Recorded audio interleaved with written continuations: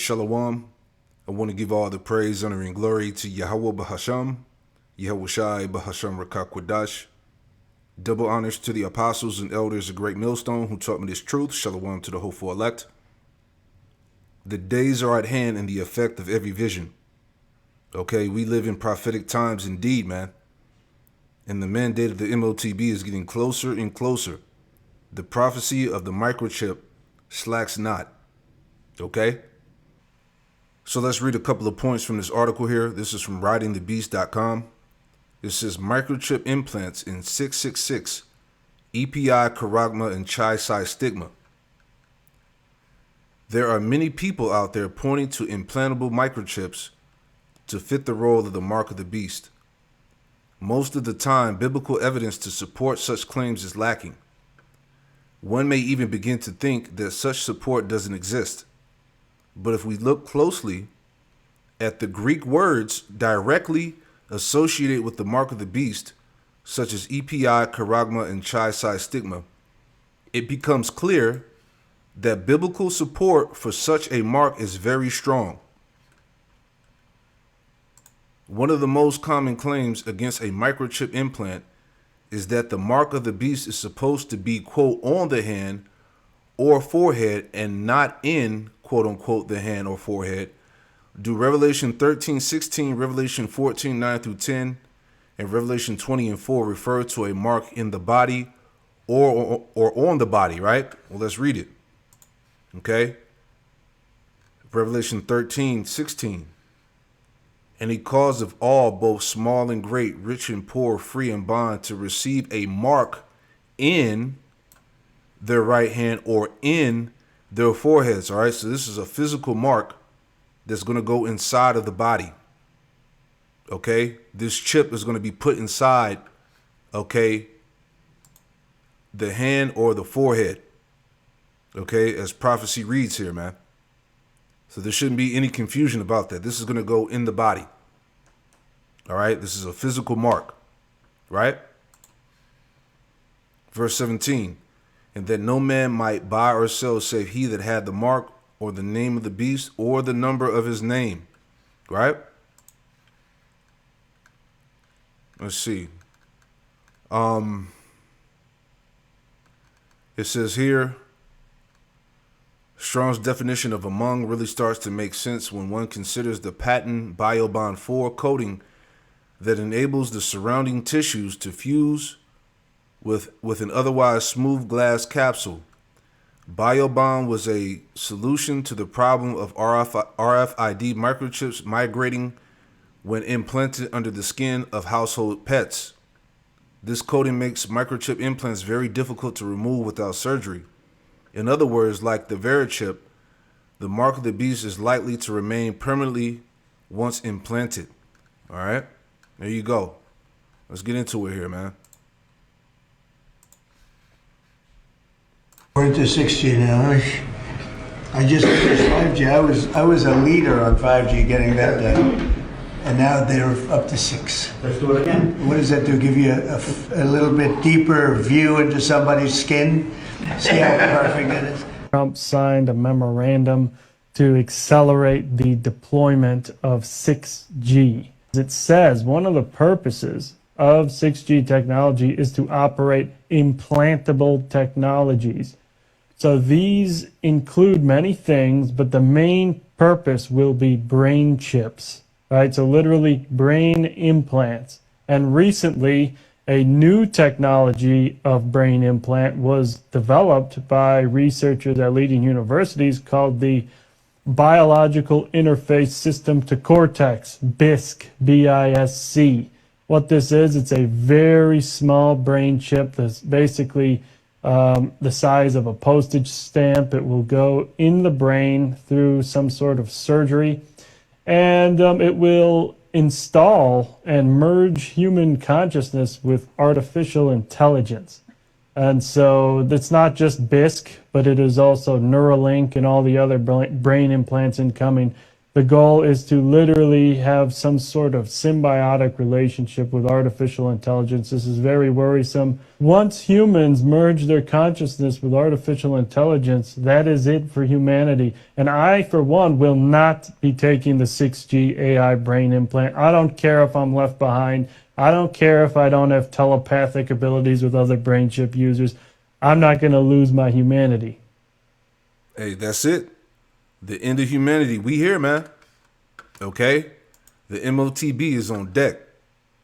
Ezekiel 12 and 21, it says, "In the word of the Lord, Yahweh Shemel Shah came unto me, saying, Son of man, what is that proverb that you have in the land of Israel, saying, the days are prolonged, and every vision faileth?" Verse 23, "Tell them therefore, thus saith the Lord power, Yahweh Shemel Shai, I will make this proverb to cease, and they shall no more use it as a proverb in Israel, but say unto them, the days are at hand, and the effect of every vision." You see? Habakkuk 2 and verse 3, "For the vision is yet for an appointed time, but at the end it shall speak and not lie. Though it tarry, wait for it, because it will surely come, it will not tarry." All right, so as we just saw here, okay, Trump is the guy that's going to bring this thing to pass. All right, Trump just signed a directive to accelerate 6G deployment to operate implantable technologies, which would include AI brain chips known as the biological interface system. Biological interface system to Cortex BISC, right in your face, man. Ezekiel 33 verse 33, and it reads, "And when this cometh to pass, lo, it will come. Then shall they know that a prophet have been among them." All right, so the Most High has made this thing clear. All right. Anyway, so let's get into this here. This is from theguardian.com. This came out yesterday or 2 days ago. It says, Trump counterterrorism chief quits over Iran war, blaming you-know-who. All right? People don't want to die for the tiny tops, man. All right? Joe Kent resigned as National Counterterrorism Center director, saying Iran posed no imminent threat to the U.S. Check that out, man. But we begin with the war in Iran. President Trump's top counterterrorism official resigning tonight, saying Iran posed, quote, no imminent threat to the U.S. Late today, the president lashing out after Joe Kent, his hand-picked director of the National Counterterrorism Center, quit his post. Tonight, President Trump also furious. NATO allies are refusing to help protect the critical Strait of Hormuz more than 2 weeks after President Trump started the war. And tonight, Iran now confirming its national security chief has been killed in an Israeli airstrike. And a short time ago, the images coming in, flames rising from the U.S. Embassy in Baghdad. What we've learned, Iran-backed groups hitting multiple targets. Rachel Scott leading us off here with this high-level resignation tonight and President Trump's response. Tonight, the administration's top counterterrorism official resigning in protest over President Trump's war with Iran, declaring Iran posed no imminent threat to our nation. Joe Kent, director of the National Counterterrorism Center, writing, "I cannot in good conscience support the ongoing war in Iran. It is clear that we started this war due to pressure from Israel and its powerful American lobby." Ooh, see that? And this is why MAGA has fell apart. Okay, these Americans have realized that that they've been duped, man. Okay, that they're fully under the control of the you-know-who's. All right, so hey, America, Egypt is divided, man. Okay, this has been a major problem since this information has become known. All right, Isaiah 19 and 2. "And I will set the Egyptians against the Egyptians," all right, division. "And they shall fight every one against his brother, and every one against his neighbor, city against city, and kingdom against kingdom." Okay? This place is completely falling apart, man. All right? And it's been vocalized like the Marine guy that got his arm broken in the door. All right? And they kicked him out because he said that, hey, we don't want to die for these people, man. All right? So this is definitely internal division. Okay? The Most High is bringing this place down. All right. Verse 3, and the spirit of Egypt shall fail in the midst thereof. And that's part of that too. Right? That American pride, that might, it's all failing. People don't want to go to war. People don't want to die for the tiny tops. All right. The uproars, the protest, the sedition that's going to be behind all of this, man. It's about to go down. Right? Kent accusing Israel of a misinformation campaign to deceive Trump into believing that Iran posed an imminent threat to the United States, and that should he strike now, there was a clear path to swift victory. This was a lie. President Trump, who has long supported Kent's political career, despite Kent's controversies and past associations with anti-Semites, today brushing off his resignation. And I always thought he was a nice guy, but I always thought he was weak on security, very weak on security. I didn't know him well. Today, the top Democrat on the Senate Intelligence Committee, Mark Warner, saying Joe Kent's record is deeply troubling. But on this point, he is right. There was no credible evidence of an imminent threat from Iran. It comes as the president lashes out at America's NATO allies for refusing his demand to help reopen the Strait of Hormuz, more than 2 weeks after President Trump launched the war himself. Yeah, and like all these political analysis and these war analysis, they've been all saying the same thing, that Trump got pulled right into the trap. They drew him right in. All right, the small hats drew him right in to this war, which is prophecy, Jeremiah 49. Okay. Jeremiah 49 and verse 20.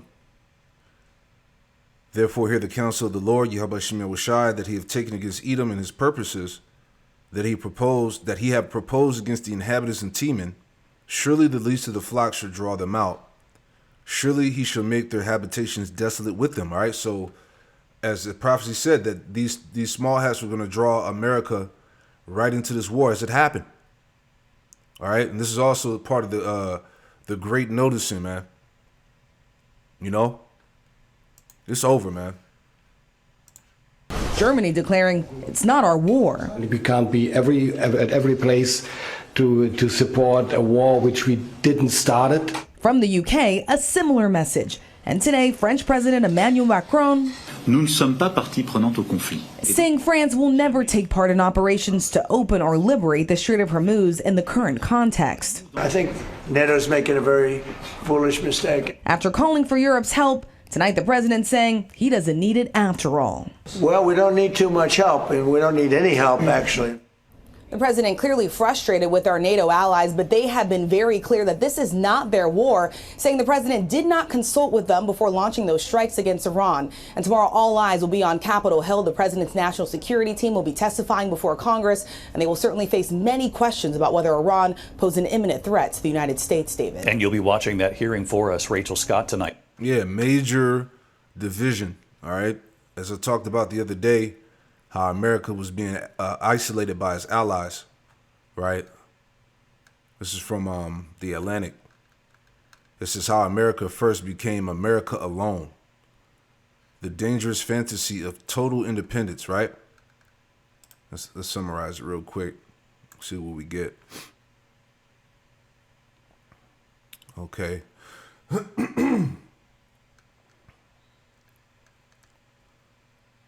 So it says the provided text critiques the America First ideology under the Trump administration, arguing that a fantasy of complete national and individual independence has led to strategic isolation and economic vulnerability. See? And we're not going to read all of that. Yeah, because as we're going to get into some more of the Strait of Hormuz, we've been talking about that all week.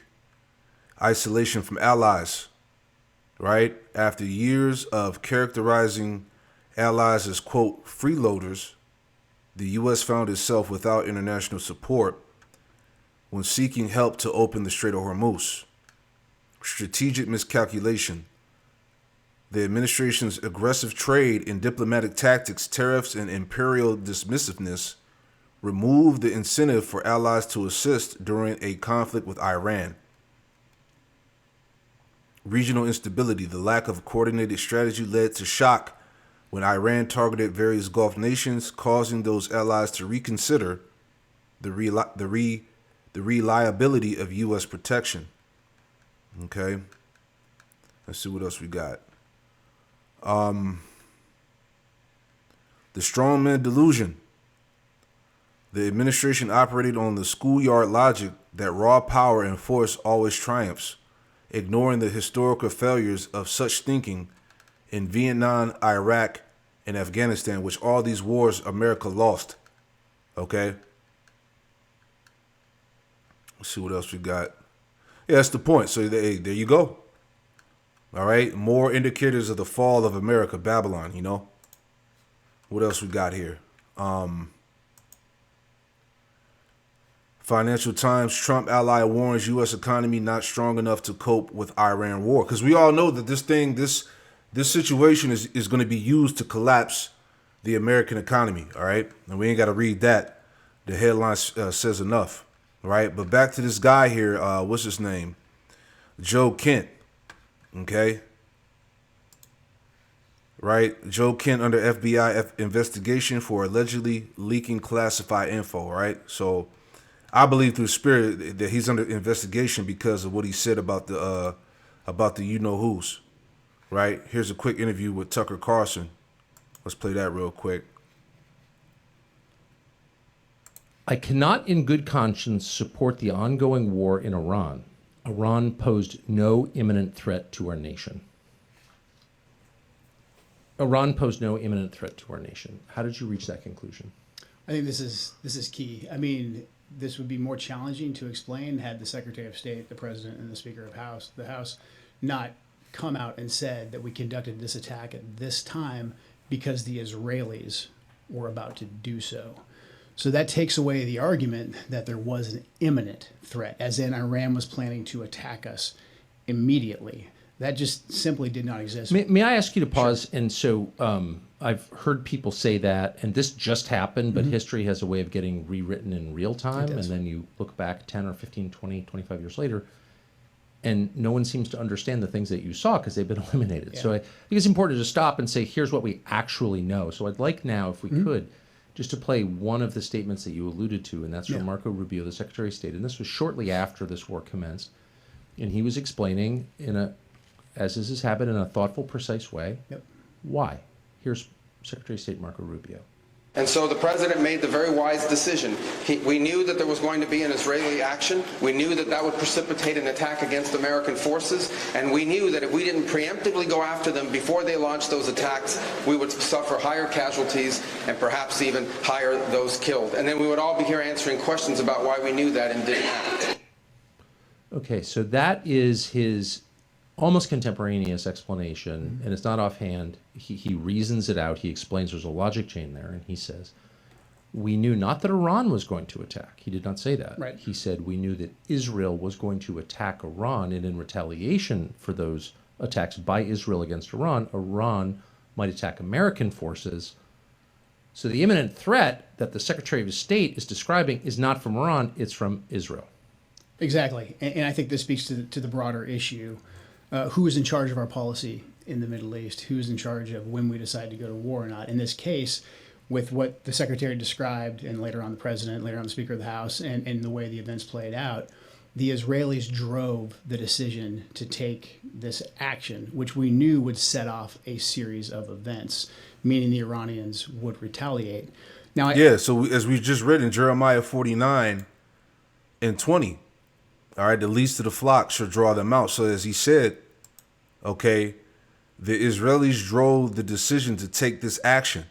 Okay, the Israelis drove America into war. Prophecy, man. And this is what's causing the great divide amongst these Americans, these Edomites. All right, that are pro-America, that are for America first. That's why MAGA fell apart. Okay, they see that Trump is compromised. All right. I think there's a potential there where we could have done several different things. We could have simply said to the Israelis, no, you will not. And if you do, then we will take something away from you. I think that it's fine that we offer defense to Israel. But when we're providing the means for their defense, we get to dictate the terms of when they go on the offensive. Otherwise, they stand to lose that relationship. And the Israelis felt emboldened that no matter what they did, no matter what situation they put us in, that they could go ahead and take this action, and we would just have to react. There you go. The least of the flock should draw them out, and that's why these tiny tops, as we brought out in Obadiah, all right, thou art greatly despised. Obadiah 1 and 2. Behold, I have made thee small among the heathen. Among the heathen, thou art greatly despised. See, greatly hated. You know. So let's grab a little bit more here, man, because the news has been, like I said before, since the this war has taken off in Iran, the news has been hot, man. All right, check this out. We spoke about this briefly as well, but about a month or two ago, because the elites down at the WHO were saying that the next situation was going to be basically the war on water, right? Let's play this clip real fast.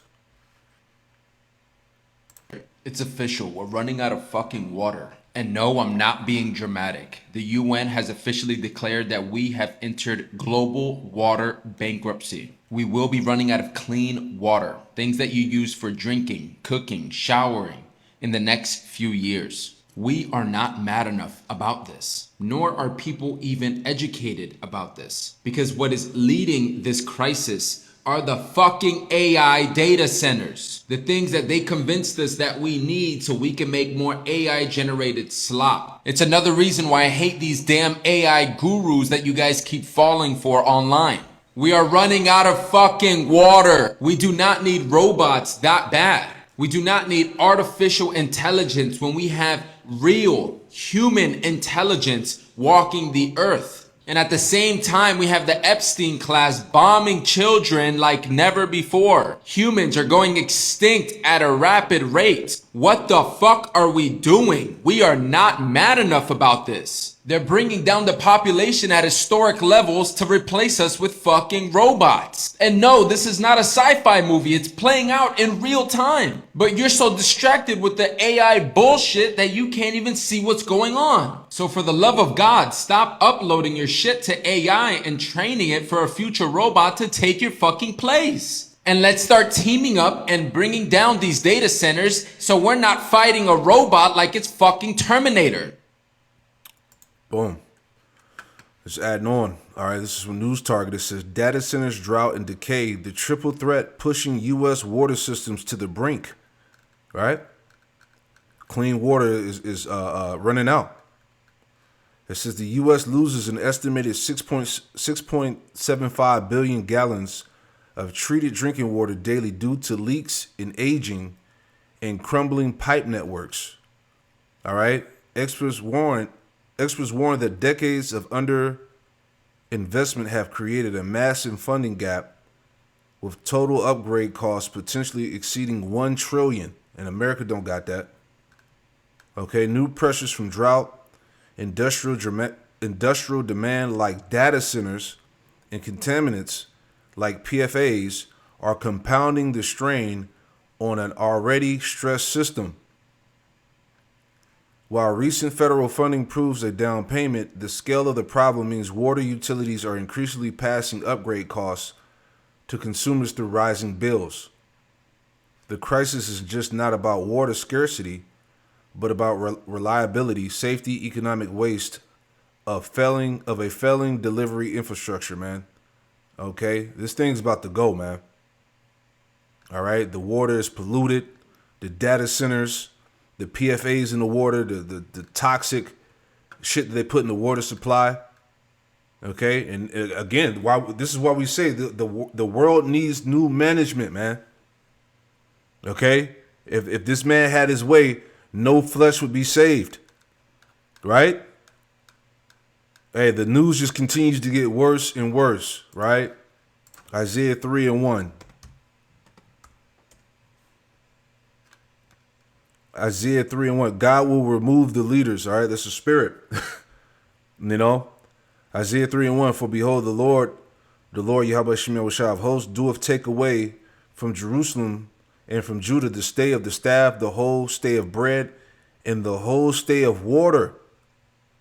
Okay? Famines, water shortages, right? They're here. Ezekiel 4:16. Moreover, he said unto me, Son of man, behold, I will break the staff of bread in Jerusalem, and they should eat bread by weight and with care, and they should drink water by measure, and with astonishment. All right? There's going to be a lack of water, man. Water's going to be rationed. That they may want bread and water and be astonished with one another and consume away for their iniquity, man. Serious judgment that the Lord is bringing upon Babylon, bro. Man. You know, it just gets worse by the day. All right? But that's pretty much the point, man. You know, just, hey, prophetic times, man. It's going down. Shalom.